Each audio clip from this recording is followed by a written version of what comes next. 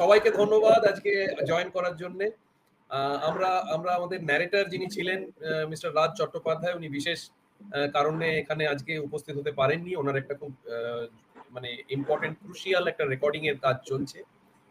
উনি থাকলে হয়তো আমাদের খুব ভালো লাগতো, আরো বেশি ভালো লাগতো, কারণ এই গল্পটার মোটামুটি স্পাইন এবং যে যাওয়া এবং ধারক বাহক পুরোটাই উনি করেছেন। আমাদের শ্রোতা যারা শুনেছেন ভূত গল্প, যেটা নিয়ে আজকে আমরা বসেছি সকলে, আপাতত প্রায় 650 মানুষ ভূত গল্পটা শুনেছেন এই গত 7 দিনে। এবং এটা মোটামুটি একটা আমাদের যেরকম গল্পের তৈরি বা স্ট্যান্ডার্ড গল্পের যে ভিউজ হয় প্রায় তার কাছাকাছি হয়তো পৌঁছেছে। সৌপর্ণ আরো বেটার বলতে পারবে। কিছু স্টোরিজ হয়তো প্রথম থেকে কিক অফ করে।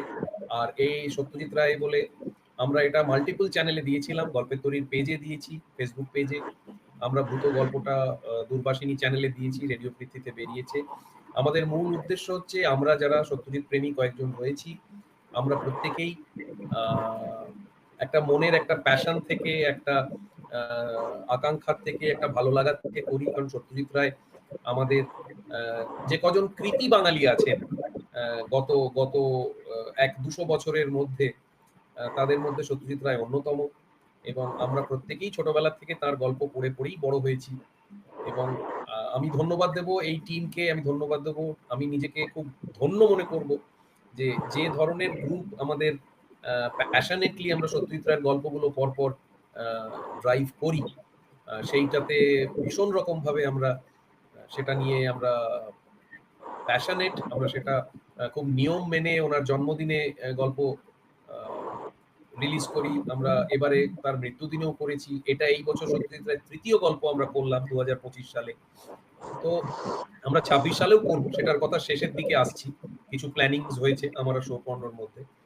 আমি প্রথমেই বলবো আমাদের এই গল্পের যিনি মূল চরিত্র অক্রুর বাবু, অক্রুর চৌধুরীর চরিত্র যে করেছে সৌপর্ণ, এবং সৌপর্ণ আরো একটি চরিত্র করেছে, সেটা হচ্ছে একটি একটি ভূতর ক্যারেক্টার। সেইটাও ভীষণ রকম ভাবে নবীনের সাথে ভূতর সেই ইন্টারাকশন, সেই ভয়েসটাও সৌপর্ণ দিয়েছে। এবং আমি সৌপর্ণকে প্রথমে জিজ্ঞেস করব যে তার তার অভিজ্ঞতার কথা এবং তার চিন্তা ভাবনার কথা, কিভাবে সে অক্রুর বাবুটা এইরকম ভাবে ভয়েসটা তো করলো বা তৈরি করলো, সেইটার ব্যাপারে একটু কিছু বলুন। প্রথমেই ধন্যবাদ আমাকে এই যে গল্পটা একটা সুযোগ করে দেওয়ার জন্য। ভূত চরিত্র এবং অক্রুর বাবু দুটো চরিত্রতেই আমি প্লে করেছি। সত্যজিৎ রায়ের যে কোনো গল্পতেই অভিনয় করা, এটা মানে ইটস আ প্লেজার। তো সেইখানে একটা চরিত্রে অভিনয় করা, সেটা যে কোনো চরিত্রই হোক না কেন, সেটা সেটা আলাদা পাওনা একটা। তো অক্রুরবাবু চরিত্রটা ভীষণই একটা ডিফিকাল্ট চরিত্র। এই চরিত্রটা মানে এমনই একটা চরিত্র যেটা দম্ভটা অনেক বেশি, এবং তার কথা বলার মধ্যে প্রত্যেক জায়গায় তার যে মেজাজটা, তার যে একটা রহস্যময় ব্যাপার, যারা গল্পটা শুনেছেন তারা জানেন, যারা শোনেননি তারা আরো শুনলে বুঝতে পারবেন। একটা অদ্ভুত অদ্ভুত একটা কোয়ালিটি আছে, যেটা প্লে করতে গিয়ে সত্যি কথাই বলতে অনেকটাই অসুবিধায় পড়তে হয়েছিল, যে কিভাবে প্লে করব সেটা বুঝতে পারা যায়নি। ইভেন এই চরিত্রটা আমার আর পৃথ্বীরাজদের মধ্যে অনেকবার ডিসকাস হয়েছে যে কিভাবে প্লে করা যায়। আমরা অনেকবার ট্রাই করেছি নিজেদের মধ্যে, যে নিজেরা চেষ্টা করে যে এটা কিভাবে আরো বেটার করা যায়। যাই হোক, শেষ পর্যন্ত চেষ্টা করেছি যতটা আমার পক্ষে সম্ভব হয়েছে। এবার বাকিটা তো শ্রোতারাই বলতে পারবেন কতটা কি ভালো হয়েছে না হয়েছে। আর অ্যাজ ইট ইজ, ভূতটা তো একটা পুতুলের চরিত্র, সেটা যেভাবে একটা পুতুল কথা বলে, একটা ভেন্ট্রিলোকুইজমে, সেইভাবেই চেষ্টা করেছি। এইটুকুই। বেশ, আমার পরবর্তী প্রশ্ন হচ্ছে অতনু সিংহকে। অতনুদা, আপনি একটা জিনিস একটা চরিত্রে অভিনয় করেছেন, সেটা হচ্ছে সুরেশ মুৎসুদ্দি, বাড়িওয়ালা। এবং আপনার চরিত্রটা একদম শেষের দিকে আসে, এবং আপনি যেখানে খুব অবাক হয়ে যে যে গল্পের মেন প্রোটাগনিস্ট নবীন, যাকে নিয়ে গল্প বা যার হাতের পুতুলের ওপরে গল্প, তার সাথে আপনি ইন্টারঅ্যাক্ট করে তাকে জানাচ্ছেন দুঃসংবাদটা। তো আপনার যদিও অভিনয়ের অংশটা খুব শেষের দিকে এবং খুব অল্প, তবু আপনাকে শুধু বলবো যে আপনার মানে আপনার ফিলিং এর কথা, সত্যজিৎ রায়ের গল্পে অভিনয় করার যে একটা আলাদা ইয়ে থাকে আমাদের সকলের, সেই ব্যাপারে যদি কিছু বলেন। আমার চরিত্রটা তো অল্পই ছিল এবং চেষ্টা করেছি যাতে ফোটানো যায়, মানে একজন বাড়িওয়ালা সেই হিসাবে আর কি মানে কথাগুলো ছিল। এবং যে মেন যে ক্যারেক্টারটা মারা যাওয়ার যে ব্যাপারটা আর কি, সেটাও খবর পেয়ে তাকে বলা হয়। হ্যাঁ, এই আর কি, যতটা পেরেছি চেষ্টা করেছি, বাকিটা শ্রোতারা বলবে। বেশ, আমার পরবর্তী প্রশ্ন হচ্ছে অর্ণবের কাছে। অর্ণব যে আমাদের প্রায় অনেক সবগুলো এতেই এক একটি গুরুত্বপূর্ণ চরিত্রে অভিনয় করেছে এর আগে, যতগুলো আমরা সত্যজিৎ রায়ের গল্প যতগুলো আমরা অ্যাসাচ করে তৈরি করেছি, অর্ণবকে আমি জিজ্ঞেস করব যে এখানে ওর ওর ওর চিন্তা ভাবনাটা, এই ছোট্ট রোলটা, কারণ এই গল্পটা মূলত যেটা বললাম পুরোটাই ন্যারেশনের ভিত্তিক ছিল, পুরোটাই 85-90% হচ্ছে ন্যারেশন এই গল্পের। তার মধ্যে যে ডল মেকার বা পাপেট মেকার হিসেবে তার তার অভিজ্ঞতার কথা একটু একটু যদি বলো। নমস্কার, আমি অর্ণব ব্যানার্জি। আমি সত্যি কথা বলতে কি এই ভূত গল্পে সামিল হতে পেরে সত্যি ভীষণ উত্তেজিত, এবং এটা প্রত্যেকবারই হয় যখনই কোনো সত্যজিৎ রায়ের গল্পে কিছু কাজ করার সুযোগ পাই, একটা চাপা উত্তেজনা কাজ করে। তার প্রধান কারণ হলো এই ধরনের গল্পগুলো তো মানে পাঠক পাঠিকারা বহুবার পড়েছেন, সুতরাং একটা পড়া গল্পকে ফুটিয়ে তোলা, সেই চরিত্রকে ফুটিয়ে তোলা is definitely a great challenge. তো এখানে আমাকে যে চরিত্রটা করতে বলা হয়েছিল একটি পুতুল বিক্রেতা। তো সেই পুতুল বিক্রেতা একটা টিপিক্যাল সেলসম্যান, সে একটি পুতুল বানিয়েছে এবং অর্থের বিনিময়ে সে হস্তান্তর করেছে। কিন্তু এখানে যে জিনিসটা সত্যজিৎ রায়ের গল্প শুনে বা পড়ে বা অনুধাবন করে বুঝতে পেরেছি যে এই আদিনাথ, এই পুতুল বিক্রেতা, এ হচ্ছে একটা টিপিক্যাল সেলসম্যান, যেগুলো আমরা হাটে বাজারে জেনারেলি দেখতে পাই, যে বিক্রি করে দেওয়ার পর আপনার দেখে নেওয়া উচিত ছিল, আপনি যদি বলতেন তাহলে কি আর আমি দুটো সাদা চুল লাগিয়ে দিতাম না? আপনি while taking the delivery you should have watched it, you should have told me। তো এই ধরনের একটা জিনিস, এবং সবথেকে বড় কথা হচ্ছে শেষের দিকে একটা ব্যঙ্গাত্মক হাসি দিয়ে বুঝিয়ে দেওয়া, বা তার মনের মধ্যে একটা প্রশ্ন বা একটা দ্বন্দ্ব ইমপ্লান্ট করে দেওয়া যে আমি ঠিকই দিয়েছিলাম, আপনার চোখের ভুল বা মনের ভুল। তো এই ধরনের একটা রেশ রেখে যাওয়া আর কি। তো আমি সত্যি ভীষণ উত্তেজিত। কেমন লাগবে আপনাদের গল্পটা বা কেমন লাগলো, তো যদি সামান্য কিছু সেই চরিত্রটা ফুটিয়ে তুলতে পারি, আমার নিজেকে ভীষণ ভালো লাগবে। এবং আমি অত্যন্ত ধন্যবাদ জানাই এই ভূত গ্রুপকে, আমার ডিরেক্টরকে, আমার সাউন্ড রেকর্ডিস্টকে, যে আমাকে এই পুরো প্রজেক্টটাতে সামিল করার জন্য। ধন্যবাদ। আমি শ্রীমন্তকে এইবার ন্যারেশনের জন্য বলেছিলাম। শ্রীমন্ত নর্মালি অন্যান্য গল্পে শ্রীমন্ত চরিত্র করেছো, এবারে ন্যারেশনটা করেছো, এবং তোমার তোমার শুরুতে বলার উপরে তার ভিত্তিতে গল্পটা দাঁড়িয়ে, তুমি গল্পটা আগে পড়েছো কিনা আমি জানি না, তুমি একটু তোমার গল্পটার সম্বন্ধে একটু অভিজ্ঞতা একটু বলো, কারণ তুমি মূলত তো ন্যারেশনে সত্যজিৎ রায়ের কথা বলেছো, ওনার এই গল্পটা কোথায় প্রকাশিত এইসব বলেছো, কিন্তু গল্পটার ব্যাপারে যদি তোমার একটু মতামত দাও, কারণ তুমি নিজে একজন কবি, একজন লেখক, সেই হিসেবে আমি বলছি। এবং এবং শুধু তাই নয়, সত্যজিৎ রায়ের গল্পে তুমি একজন ইম্পর্টেন্ট পিলার, আমাদের একজন ইম্পর্টেন্ট মানে মেম্বার, সেই হিসেবে একটু তোমার মতামত। না, এই গল্পটা তো আগেও পড়া ছিল, বিশেষ করে সত্যজিৎ রায়ের সব গল্প মোটামুটি পড়া। শঙ্কু কাহিনী, ফেলুদা কাহিনী, তারিণী পুরো যখনই বেরোতো সেই সময় থেকেই পড়তাম। সত্যজিৎ রায়ের যেটা সব থেকে বড় গল্পের দিক, সেটা হচ্ছে যে এমন সুন্দর তত্ত্বরে ভাষা যে একেবারে সঙ্গে সঙ্গে এগিয়ে যাওয়া যায়, এবং তলায় তলায় একটা রহস্য, একটা সাসপেন্স থাকে, সেটা শেষ মুহূর্তে গিয়ে আর কি আমরা বুঝতে পারি। খুব মজাও থাকে, আবার সাসপেন্সও থাকে, একটা অদ্ভুত ব্যাপার। তো সেই জন্য আমি কেন, প্রায় সব বাঙালি সত্যজিৎকে পছন্দ করেন, এবং উনি যখন যে সময় লিখতেন সে সময় ওনার গল্প, ওনার উপন্যাস সবসময়তেই বেস্ট সেলারের তালিকায় থাকতো। আনন্দবাজারে তখন একটা ইয়ে থাকতো যে এই সপ্তাহে কোনটা বেস্ট সেলার, সেখানে সত্যজিৎ রায়ের নামই প্রথমে থাকতো, তারপরে সুনীল গঙ্গোপাধ্যায় বা অন্যান্যরা। তো সেই দিক থেকে ওনার গল্পের ব্যাপারে নতুন করে কিছু বলার নেই। আর আমরা সত্যি গল্পের তৈরি থেকে আমরা অনেকগুলো, এটা নিয়ে তো প্রায় 6খানা হয়ে গেল, মানে 6টা গল্পের এরকম একটা অডিও রূপ দিয়েছি, সেটা খুব ভালো লাগার ব্যাপার। এই জায়গাটা থেকে গল্পের তৈরির একজন টিম মেম্বার হিসেবে আমিও খুব গর্বিত, ভালো লাগে। তবে এখানে একটা ব্যাপার এবার বলবো, সেটা হচ্ছে এর আগে যে আমরা একটা করেছিলাম সত্যজিৎ রায়ের গল্প নিয়ে, সেখানে সত্যজিৎ রায়ের কণ্ঠকে এআই এর মাধ্যমে আর কি বিজ্ঞাপন হিসেবে ব্যবহার করা হয়েছিল। সেখানে ওনার কণ্ঠে আমরা যারা ওই গল্পটায় অংশ নিয়েছিলাম, ওনার কণ্ঠে আমাদের নামগুলো শুনে আমাদের একটু রোমাঞ্চই হয়েছিল, ভালো লাগছিল। আর এবারে যেটা হয়েছে সেটা হচ্ছে গল্প, আর একটা কথা বলা, হ্যাঁ না বললেই নয়, সেটা হচ্ছে রাজ চট্টোপাধ্যায়, যিনি ন্যারেটারের ভূমিকায় ছিলেন আর কি, অত্যন্ত ভালোভাবে টেনে নিয়ে গেছেন। বিশেষ করে শেষ দিকে যে সাসপেন্সটা ছিল আর কি, সেটা ভীষণ সুন্দর লেগেছে আমার। মানে সত্যি ভালো হয়েছে, এবং তার জন্যই অনেকে উৎসাহ পাবে গল্পটা শুনতে এবং দেখতে। আর যেটা বলছিলাম সেটা হচ্ছে এবারই প্রথম কিন্তু এরকম একটা এআই এর ব্যবহার করা হলো। যেখানে ভূত যখন শেষ দিকে প্রায় মৃত্যু হবে একটু পরে, তখন তার যে চোখটা লাল হয়ে যাচ্ছে, তারপর আবার সে আগের মতো চলে যাচ্ছে, তার মুখমণ্ডলে যে তিলগুলো মানে কাঁচা পাকা চুল হয়ে যাচ্ছে, তিল হচ্ছে, এইগুলো এআই এর মাধ্যমে দেখানো হয়েছে এবং খুব ভালোই লেগেছে দেখতে। তো সেটা নিশ্চয়ই পৃথ্বীরাজই করেছো।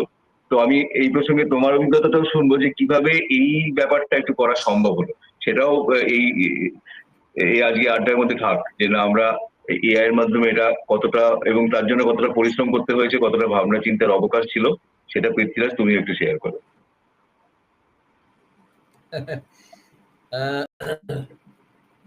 সেটা যদি বলতে হয় তাহলে হ্যাঁ, আমরা চেষ্টা করেছি প্রত্যেকবারই। সত্যজিৎ রায়ের গল্পের উপর একটা আলাদা উন্মাদনা থাকে, একটা আলাদা থট প্রসেস থাকে, নতুন করে কিছু বানানোর, কিছু করার, কিছু দেওয়ার। তো প্রথম থেকেই যখন এই ন্যারেশনটা আমার হাতে এলো, সেই সময়টা আমি দেখলাম যে এত সুন্দর বেসিক স্ট্রাকচারটা ভদ্রলোক বানিয়েছেন রাজ চট্টোপাধ্যায়। উনি যেটা বলেছেন সেটার সঙ্গে বাকিদের যে ডায়ালগ গুলোকে মিক্স করে যেটা বানানো, তখন আমার মনে হলো যে শুধুমাত্র অডিও স্টোরি ফর্মে না করে, আমি সৌপর্ণের সঙ্গে আলোচনা করলাম যে এটাকে যদি একটু একটা কমিক্সের মতো, একটা এআই দিয়ে একটা কমিক্সের মতো করে তৈরি করা যায়। সৌপর্ণ প্রথমে বলেছিল, কারণ ও ভিডিওর কাজ অনেকদিন ধরে করছে, ভিডিও এডিটিং এবং অন্যান্য যাবতীয় যত কিছু আমাদের গল্পের হয়েছে, আমরা স্কেচ আর্টিস্ট দিয়ে, আঁকা ছবি দিয়ে আমরা সেক্টোপাসের খিদে করেছি। প্রত্যেকটা, যেমন সত্যজিৎ রায়ের নিজস্ব ভয়েস দিয়ে, ভয়েস ক্লোন করে এআই দিয়ে আমরা কোনো গল্পে সেটা করেছি। এবার এই জিনিসটা সৌপর্ণ বলেছিল যে আমি করব। এবার ও নিজের মানে প্রফেশনাল কাজে এত ব্যস্ত হয়ে পড়ে এবং বাইরে চলে যায়, যার ফলে সেটা সে খুব একটা যে সময় বার করে উঠতে পারবে কি না, সেটা আমার মনে হয়েছিল ও বোধহয় অত্যন্ত ব্যস্ত। আর যেহেতু গল্পটা আমাদের সবারই মিলিয়ে একটা খুব ভালো স্ট্রাকচার্ড ফর্মে তৈরি হয়েছিল, তখন আমার মনে হলো যে আমি একটু এটা চেষ্টা করে দেখি। আমি যখন দু একটা ছবি বানিয়ে সৌপর্ণকে পাঠালাম ওর অ্যাপ্রুভালের জন্য, যেহেতু ভিডিওগুলো বানায়, এটা কিরকম কি হবে, তো ও খুব উৎসাহ দিল যে হ্যাঁ তুমি বানাও, তুমি করো, ভালো হচ্ছে, ভালো যাবে। পোস্টার তার আগেই সৌপর্ণর বানানো হয়ে গিয়েছিল, এবং সেই পোস্টারে প্রথম যে এআই এর ছবিটা আমরা ভূতর রেখেছিলাম, মানে অক্রুর বাবুর আদলে ভূতর ব্যাপারটা, সেটাতেও 5-6টা বিভিন্ন টাইপ থেকে সৌপর্ণ একটা বাছাই করেছিল, বললো এই ছবিটাই যাচ্ছে মোটামুটি, আমাদের চিন্তা ভাবনার সঙ্গে মিলছে। তো বাকি সবটাই এআই এর ব্যাপার হচ্ছে প্রম্পটস লিখে লিখে করা, টেক্সট টু ইমেজ যেটা জেনারেট করা। তো সেটা ওই চ্যাট জিপিটি, গুগল জেমিনাই, নানান রকম এআই অ্যাপস দিয়ে তৈরি, এবং বিভিন্ন ইয়েগুলো, প্রম্পটস গুলো যদি একটা ধারা রেখে এবং সামান্য কিছু চেঞ্জেস করে যদি করা হয়, লেখা হয়, ঠিকঠাক প্রম্পটস গুলো বানাতে পারলে, তাহলে সেই মতো তারা ছবি জেনারেট করে। তো হয়তো কিছু খামতি থেকে যায়, এতেও প্রচুর খামতি রয়েছে, কিন্তু এক্সপেরিমেন্টাল কাজ হিসেবে বা একটা নতুনত্ব হিসেবে আমরা এইখানে এইটা করতে পেরেছি। এত ভালো একটা টিম, এতজন মিলে আমরা এটাতে এত প্যাশনেটলি করি, সেইটা খুব সাহায্য করে, এবং সৌপর্ণ উৎসাহ দিয়েছে। এবং যতদূর যেভাবে যতটা ছবিকে নাড়ানো সরানো আগে পিছে করা ডিফিউজ করা সুপার ইম্পোজ করা যত রকমের কাজ মানে একের পর এক ভিডিও তৈরি ভিডিও এডিটিং যেটা সম্পন্ন করেছে এটাতেও তার সমস্ত অ্যাটেনশন এবং রীতিমতো রাত জেগে করা কারণ কোনোদিন আমাকে বলেছে আমি আজ রাত্রির মধ্যে দেবো আমি দেখেছি ডেলিভারি করেছে রাত্রি 3:20 লাস্ট যখন ইয়েটা পাঠাচ্ছে আমাকে 3:20 AM। তো এই প্যাশনটা এই ভালোবাসাটা এই ভালো লাগার জায়গাটা সত্যজিৎ রায়ের প্রতি এই ট্রিবিউট এই শ্রদ্ধার প্রতি এটা আমরা যারা আছি তারা সকলেই এই গ্রুপের মধ্যে যারা করি তারা তারা দিই তারা সেই ট্রিবিউটটা দেওয়ার জন্য সেই শ্রদ্ধার্ঘ দেওয়ার জন্য তো অভিজ্ঞতাটা খুবই ভালো এবং সবাই মিলে এটা আমরা না করলে এটা তো কখনোই একা একজনের পক্ষে সম্ভব নয় তবে চিন্তা ভাবনাগুলোকে একটু জমাট বাঁধতে ইয়ে লাগে উপকার হয় সৌপর্ণ যখন ইয়ে করেছিল বলেছিল এই আর কি। আর সাউন্ডের কাজটা করেও আমার খুব ভালো লেগেছে এটাতে বেশ কয়েকটা জায়গায় চেঞ্জ করার জন্য আমরা আলোচনা করেছি করে তারপরে চেষ্টা করি যাতে সব থেকে ভালো বেস্ট ইয়েটা দেওয়া যায় অপশনস দেওয়া যায় এই হচ্ছে ব্যাপার আশা করি মানুষের যারা শুনবে এবং যারা কমিক্সের আদলে এটা দেখবে আমরা প্রচারও করেছি সেরকম গল্পের তৈরিতে আমি সেটাই প্রচার করতে চাই যে এই কমিক্সের আদলে বানানো সত্যজিৎ রায়ের এই জিনিস অডিও স্টোরির ইয়েতে আর বোধহয় নেই সম্ভবত ভূত গল্পটা তো নয়ই অন্যান্য কোনো গল্প এরকম ভাবে এর আগে তৈরি হয়নি এবং আমরা এটা প্রথমবারের জন্য করলাম এক্সপেরিমেন্টাল বেসিসে দর্শক শ্রোতা বলবেন কেমন হয়েছে এই আমার বক্তব্য একটু শুভদীপের কাছে যাব শুভদীপের মাইক্রোফোনটা যদি একটু ঠিক হয়ে থাকে তাহলে শুভদীপ একটু বলুক ওর নবীন ক্যারেক্টারটা। হ্যাঁ, তো প্রথমত তো বলতে চাইছি যে সত্যজিৎ রায়ের ছোট গল্পগুলো এত অসাধারণ হয়, শুধু ছোট গল্প কেন, যে কোনো গল্পই, যে কোনো লেখাই আমরা যারা অডিও স্টোরি করি তারা দেখতে পাই যে আমাদের বিভিন্ন যে গল্পগুলো সেগুলো আমরা যখন অডিও স্টোরি করতে চাই অনেকটা সেই মতো রূপ দিতে হয়। অনেক ক্ষেত্রে ন্যারেশন অনেক বেশি থাকে, ক্যারেক্টার কম থাকে, বা ক্যারেক্টারের কথাগুলো কিছু জায়গায় ছাড়তে হয় অডিও, বা একটু চলনসই করে নিতে হয় ন্যারেশনটাও। কিন্তু সত্যজিৎ রায়ের গল্পগুলোর ক্ষেত্রে জিনিসটা একদম অন্যরকম, সেটা যেন সেই ছাঁচেই তৈরি, সেই ভাবেই তৈরি। এবং যদি আমরা সেখান থেকে মুভি মেকিং দেখি বা যা কিছু দেখি, ফলে সত্যজিৎ রায়ের গল্পটাই একদম মানে দারুণভাবে ফিট করে যায়। এবং সেখানে সেই ক্যারেক্টার গুলোর বর্ণনা এবং সমস্তটা এত অসাধারণ যে যেন চোখের সামনে সমস্তটা ফুটে ওঠে। এবং সেখানে নবীনের চরিত্র করতে গিয়ে যে আমার খুব বেশি আর কি এটা নিয়ে আমার মানে দেখতে হয়নি বা খুব বেশি রিহার্সাল করতে হয়নি। আমি মানে আমার খুব দারুণ প্রিয় গল্পগুলোর মধ্যে একটা, কারণ অনেক আগে শোনা ছিল এবং এটা কখনো করতে পারবো এটা আমার ভাবা হয়নি যে এটা আবার করতে পারছি। এবং সেখানে একটা মেইন ক্যারেক্টার বলতে পারা যায়, সেইখানে আমি জায়গা পেয়েছি, আমাকে দেওয়া হয়েছে, এই জন্য আমি অত্যন্ত মানে ধন্যবাদ দিতে চাই হ্যাঁ যে গল্পের তৈরি টিমকে, যে আমার খুব প্রিয় একটা চরিত্র, প্রিয় একটা গল্প ভূত, এবং তার মধ্যে নবীনের ক্যারেক্টারটা অসাধারণ, যার মধ্যে সেই একটা কি বলা যায় একটা অপমান বোধ রয়েছে যে তাকে সেটা শেখাননি, এবং সেখান থেকে তার মধ্যে একটা রিভেঞ্জের একটা যে ব্যাপার, যে সে রিভেঞ্জ নেবে সেই ব্যাপারটাও রয়েছে। এবং তারপর জিনিসটা যখন অন্য জায়গায় মোড় নিচ্ছে তার মধ্যে একটা যে ভয় ঢুকছে, মানে অনেকগুলো শেড আছে এই জায়গায় হ্যাঁ। এবং সমস্তটা করতে মানে খুব সহজভাবে এক কথায় বললে আমার খুবই ভালো লেগেছে। এবং আশা করছি এই গল্পটা অনেক মানুষ দেখুক, ভালো লাগুক, এবং গল্পের তৈরি আরো এগিয়ে যাক। হ্যাঁ, অনেক ধন্যবাদ। আচ্ছা, আমি একটু জাস্ট সাম আপ করার আগে একটু সৌপর্ণকে জানতে চাইবো, সৌপর্ণকে বলবো যে তুমি একটু ইয়ে করো, একটু ব্যাপারটা নিয়ে একটু সাম আপ করো যে এটা আমরা এইটার মাধ্যমে আমরা গল্পের তৈরির অডিয়েন্সের কাছে রিচ আউট করতে চাই, সেই ব্যাপারটা তুমি একটু ডিটেলসে বলো, তোমার ভালো লাগার জায়গাগুলো বলো এই গল্পের ওভারঅল। মূলত প্রত্যেক বছরই আমরা সত্যজিৎ রায়ের জন্মদিনে অথবা এই বছর যেমন প্রয়াণ বার্ষিকীতেও আমরা কিছু না কিছু প্রেজেন্ট করার চেষ্টা করি, এবং যেটা বলে গঙ্গা জলে গঙ্গা পুজো। তো আমরা ওনার এত সাহিত্য আছে, ওনার এত ছোট গল্প, সেগুলো নিয়ে আমরা বরাবরই কিছু না কিছু কাজ করার চেষ্টা করি। তো এবারে সেরকমই, এটা আমাদের বরঞ্চ বছরে এটা সত্যজিৎ রায়ের জন্মবার্ষিকী বা প্রয়াণ দিবস ছাড়াও এটা অন্য সময় একটা বেরোনো এই প্রথম হলো গল্প, এবং সেটা পুরোটাই পৃথ্বীরাজদার প্ল্যানিং এ। পৃথ্বীরাজদা বহুদিন আগে থেকেই এটা প্ল্যান করে রেখেছিলেন যে ভূত গল্পটা করা হবে। এবং এই এই সত্যজিৎ রায়ের গল্পগুলো ভীষণ স্পেশাল আমাদের কাছে, এবং আমরা কিছু যারা আমরা মানুষরা রয়েছে যারা সত্যজিৎ রায়ের ভক্ত, তাকে প্রায় ভগবান রূপে পুজো করি, তাদের কাছে ভীষণই স্পেশাল। তো সেইখান থেকে এই আমাদের ছোট্ট একটা টিম, 5-6 জনের টিম, আমরা প্রত্যেকবারই নতুন কিছু ডেলিভার করার চেষ্টা করি। এবার সেটা সেটা এবার পুরোটা কতটা করতে পেরেছি না পেরেছি সবাই মিলে প্রচেষ্টায়, সেটা শ্রোতারা বলবে।